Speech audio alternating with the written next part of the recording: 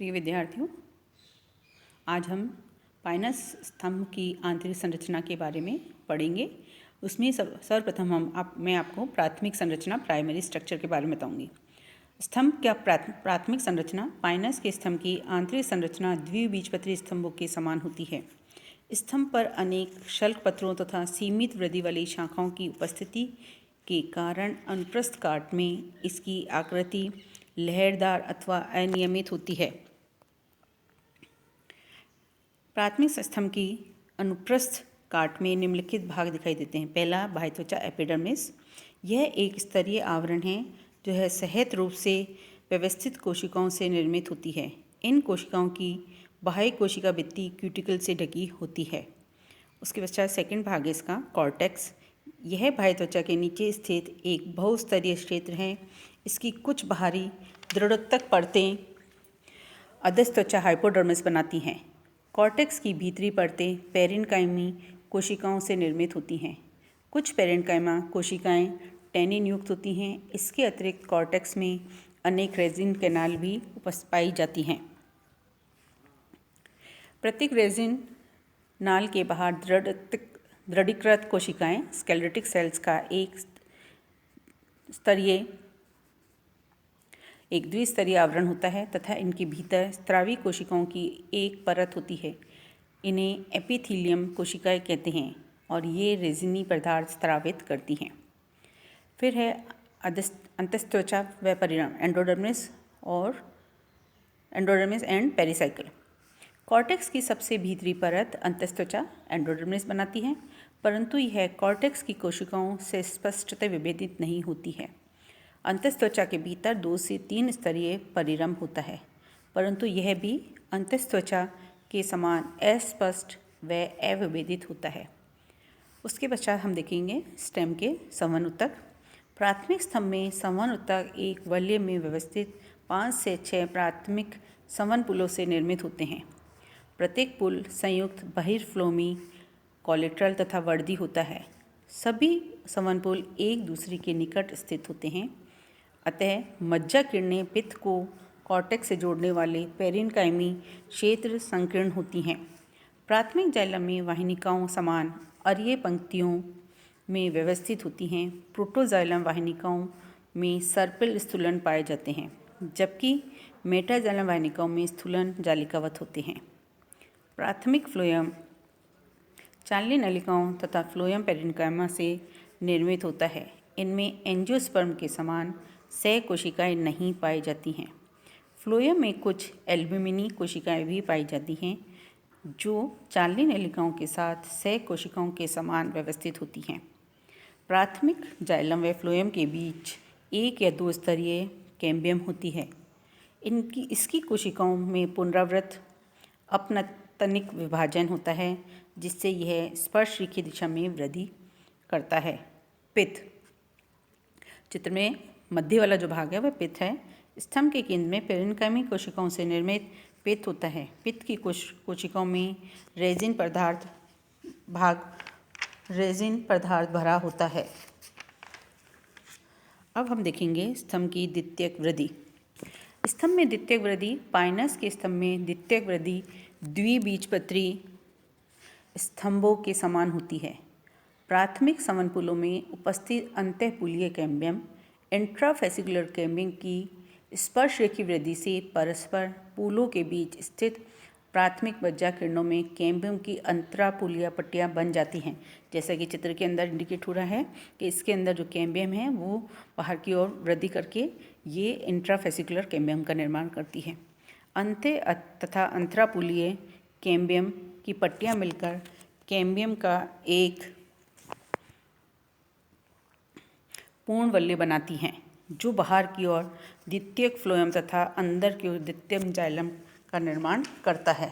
जैसा कि आपको चित्र के अंदर इंडिकेट हो रहा है, और ये द्वितीयक जाइलम की संरचना है कि इसमें किस तरह से द्वितीयक जाइलम के अंतर्गत जो है इसके अंदर वुड फॉर्मेशन भी होता है। द्वितीयक संवहन ऊतक के निर्माण से स्तंभ की मोटाई में वृद्धि होती है। इस वृद्धि के कारण प्राथमिक फ्लोएम पर अत्यधिक दबाव पड़ता है, जिसके कारण प्राथमिक फ्लोएम सद्यलित या क्रस्ट हो जाते हैं।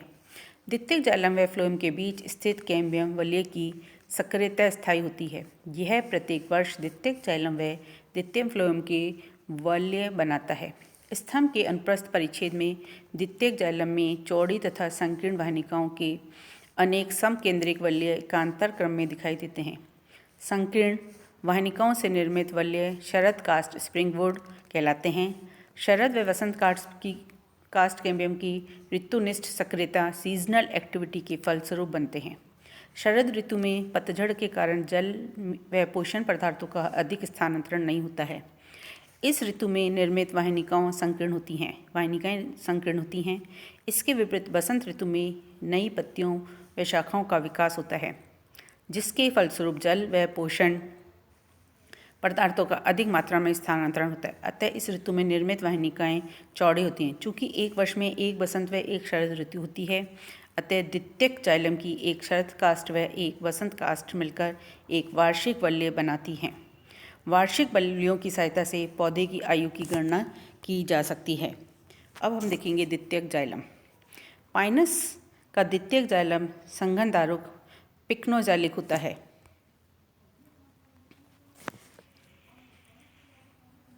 शरद ऋतु में निर्मित वाहिनिकाओं की भित्ति मोटी तथा उसमें उपस्थित परिवेशित गर्त बॉर्डर्ड प्लेट्स छोटे होते हैं, जबकि बसंत ऋतु में निर्मित वाहिनिकाओं की भित्ति पतली व गर्त अपेक्षाकृत बड़े होते हैं। उपरोक्त दोनों प्रकार की वाहिनिकाओं में गर्त केवल अरीय भित्तियों में ही पाए जाते हैं। पाइनस की कास्ट का एक मुख्य लक्षण जो है बार्स ऑफ सेनियो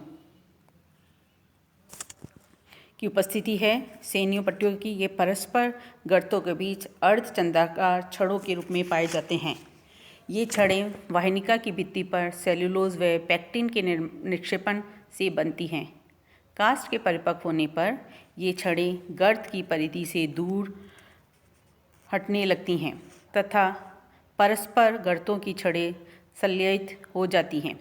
द्वितीयक जाइलम तथा फ्लोएम में पेरेन्काइमा मज्जा किरणें पाई जाती हैं, जिनका विकास कैम्बियम कोशिकाओं द्वारा द्वितीयक संवहन ऊतक के निर्माण के साथ साथ होता है।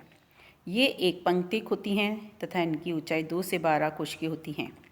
रेजिन नाल से संबंधित मज्जा किरणें बहुपंक्तिक हो जाती हैं। मज्जा किरणों की ऊंचाई स्तंभ का स्पर्श रेखीय अनुदैर्ध्य परिच्छेद इनकी ऊंचाई तथा चौड़ाई दर्शाता है। मज्जा किरणें द्वितीयक जाइलम व फ्लोएम में विस्तृत होती हैं।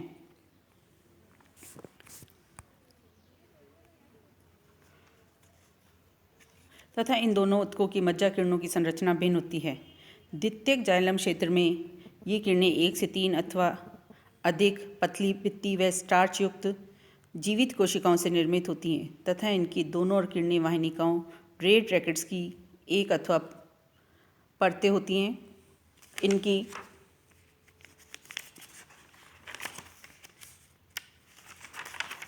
पार्श्व तथा अंत्य भित्तियों पर परिवेशित गर्त होते हैं, जिनके द्वारा जलीय पदार्थों का अरीय विसरण होता है। द्वितीयक फ्लोएम क्षेत्र में मज्जा किरणों की संरचना भिन्न होती है। यद्यपि इनमें जाइलम क्षेत्र के समान जीवित स्टार्चयुक्त कोशिकाएं होती हैं, परंतु इनकी दोनों ओर किरणें वाहिनिकाओं के स्थान पर एल्ब्यूमिनी कोशिकाएं होती हैं। ये कोशिकाएं पतली भित्ति युक्त जीवित तथा किरण अक्ष के समकोण पर दीर्घित होती हैं।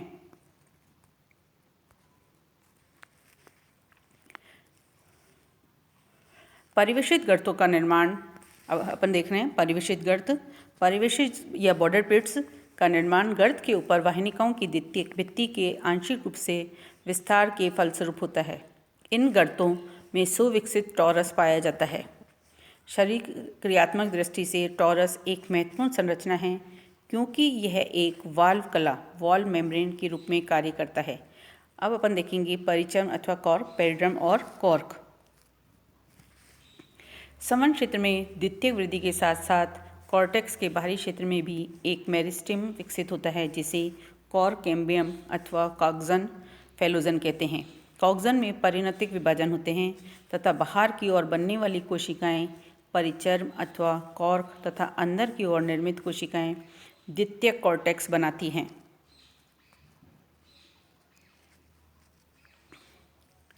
संवहन क्षेत्र में द्वितीय वृद्धि से स्तंभ की चौड़ाई बढ़ती है, जिसके कारण बाह्य त्वचा फट जाती है। इसके फटने पर परिचम रक्षी आवरण के रूप में कार्य करते हैं। यह जल के लिए अप्रवेशीय होती हैं, अतः स्तंभ की सतह से जल का वाष्पोत्सर्जन रोकती हैं। अब हम देखेंगे वामन प्रोह या ड्वार्फ शूट। वामन प्रोह की आंतरिक संरचना दीर्घ प्रोह की आंतरिक संरचना के लगभग समान होती है। इनका व्यास दीर्घ प्रोह के व्यास से बहुत कम होता है तथा यह शल्क पत्रों से पूर्णतः ढका होता है। इसके अनुप्रस्थ काट में दीर्घ प्रोह के समान एक स्तरीय बाह्य त्वचा व 4 से 6 स्तरीय पेरेन्काइमी कॉर्टेक्स दिखाई देती हैं। कॉर्टेक्स की अनेक कोशिकाएं टैनिन युक्त होती हैं। इसके अतिरिक्त इस क्षेत्र में रेजिन नाल भी पाई जाती हैं। वामन प्रोह के केंद्रीय भाग में 6 संवहन पुलों से निर्मित संवहन सिलेंडर होता है। संवहन पुल दीर्घ प्रोह के प्राथमिक पुलों के समान संयुक्त बहिफ्लोमी, अंत्यदारों तथा वर्दी होते हैं। परस्पर पुलों के बीच पेरेन्काइमी मज्जा किरणें होती हैं। प्रोह के केंद्रीय भाग में संवहन पुलों से घिरा पेरेन्काइमी क्षेत्र पित्त उपस्थित होता है।